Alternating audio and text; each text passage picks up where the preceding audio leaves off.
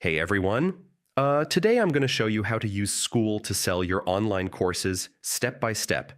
Even if you're a beginner, you'll be able to set it up and start earning. First, sign up on Skool and create your community. This acts as the hub where your students will join and access your courses. Next, go to the Classroom section. This is where you'll add your course content, organize lessons into modules, and make it easy for students to follow. Now upload your lessons. This can be videos, PDFs, guides, or templates. Organize them logically so students can progress step by step. Then set your course as paid. Choose a monthly fee or one-time payment so only paying members can access your content. Finally, share your course. Promote it on social media, YouTube, or email. As students join, they get access to your course and you earn revenue. And that's it. Selling courses on Skool is really that simple.